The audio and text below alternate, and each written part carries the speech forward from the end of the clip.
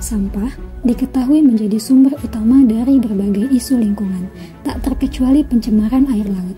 Keindahan dan kekayaan laut terancam oleh sampah yang terus terbawa arus dan berakhir di bibir pantai.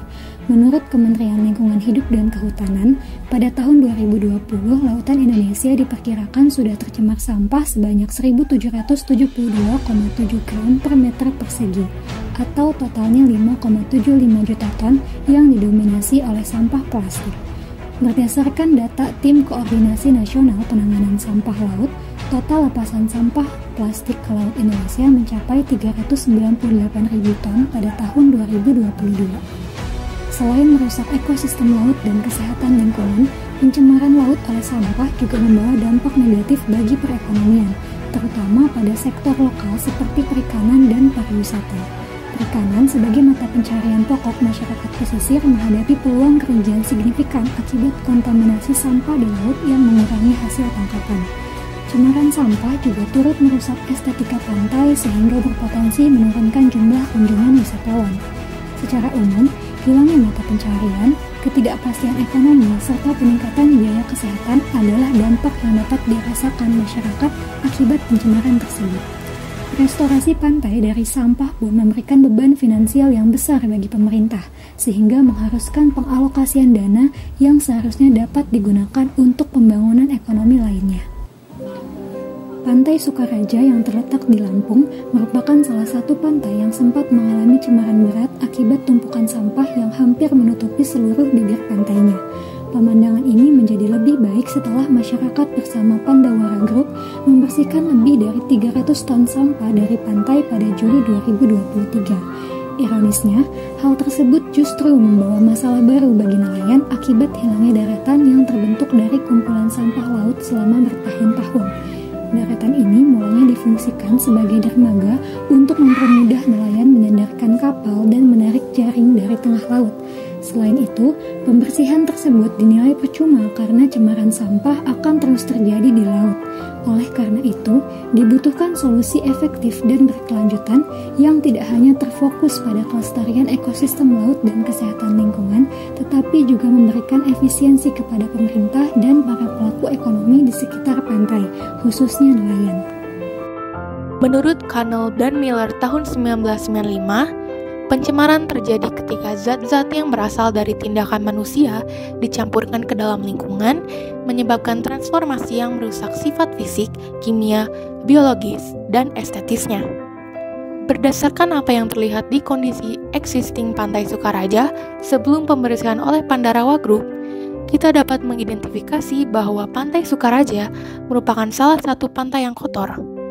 Meskipun begitu, apa indikator pantai yang tercemar? Dari sisi pencemaran air, indikator pencemaran air menurut Wardana 1999 adalah yang pertama, perubahan pH atau konsentrasi ion hidrogen. Yang kedua, perubahan warna, bau, dan rasa air. Yang ketiga, perubahan suhu air.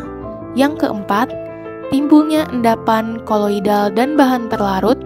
Dan yang kelima, berkembang biaknya mikroorganisme patogen. Dari beberapa indikator tersebut, beberapa hal mungkin tidak dapat dibuktikan tanpa adanya penelitian lebih lanjut. Meskipun begitu, dengan pengamatan fisik dapat terlihat bahwa menumpuknya sampah berpotensi menyebabkan munculnya gejala-gejala sesuai indikator mulai dari perubahan pH hingga berkembang biaknya mikroorganisme patogen. Pembangunan dermaga sebagai salah satu solusi untuk menggantikan peran sampah di Pantai Sukaraja Lampung merupakan salah satu langkah dalam mendukung aktivitas nelayan di wilayah pantai. Proyek ini bertujuan untuk menciptakan fasilitas yang mempermudah penambatan kapal-kapal nelayan dan meningkatkan aksesibilitas ke laut dengan sistemnya sebagai penambah daratan yang semula diciptakan oleh tumpukan sampah. Dermaga ini dirancang agar dapat menampung beberapa kapal yang juga dapat dilengkapi dengan fasilitas penunjang seperti landasan yang kuat untuk mempermudah proses penarikan kapal. Dengan adanya dermaga ini, diharapkan nelayan dapat melakukan kegiatan mereka dengan lebih efisien dan mampu menjadi pusat aktivitas ekonomi lokal sekaligus menciptakan lapangan kerja baru. Peningkatan dan penguatan program yang sudah banyak dilakukan dapat menjadi solusi untuk menangani masalah sampah ini. Salah satunya adalah program bank sampah. Penguatan program bank sampah di lingkungan sekitar dan adanya insentif yang diberikan kepada individu dan keluarga yang dapat memilah dan menabung pada bank sampah dapat mengurangi masalah sampah rumah tangga, di mana pada pelaksanaannya bank sampah memiliki 4 fungsi sebagai sarana edukasi, perubahan perilaku, sirkular ekonomi, dan juga peningkatan ekonomi. Dengan adanya bank sampah ini, pemilihan sampah dapat dilakukan lebih awal dan pengelolaan lebih lanjut dapat dilakukan dengan baik.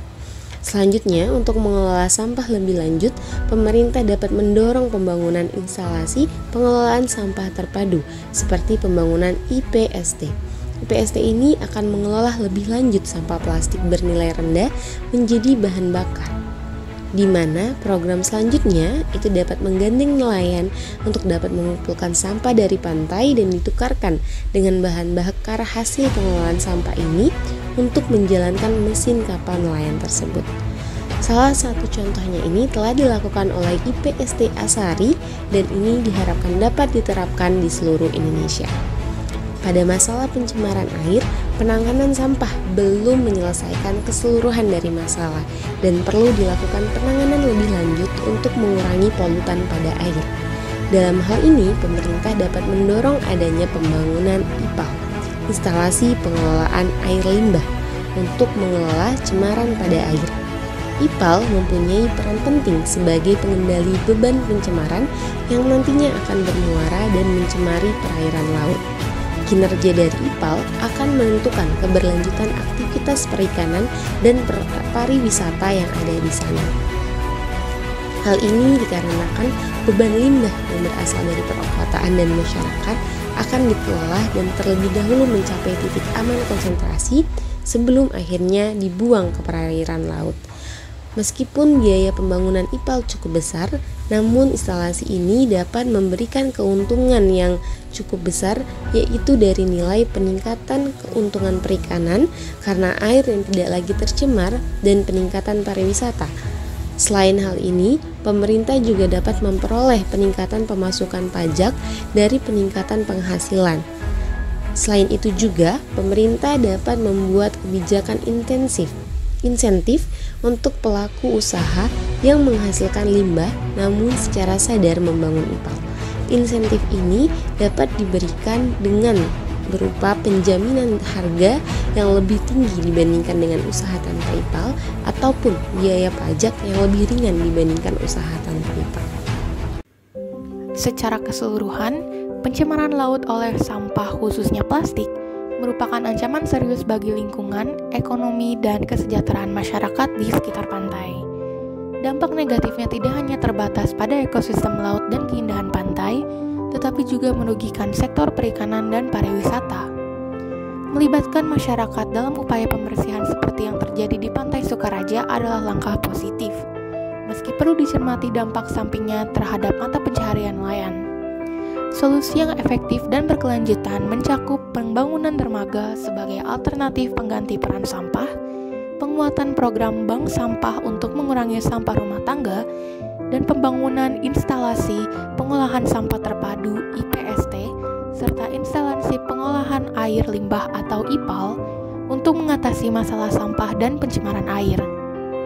Dengan pendekatan ini, diharapkan dapat tercapai keseimbangan antara pelestarian lingkungan, kesejahteraan masyarakat, dan pertumbuhan ekonomi yang berkelanjutan.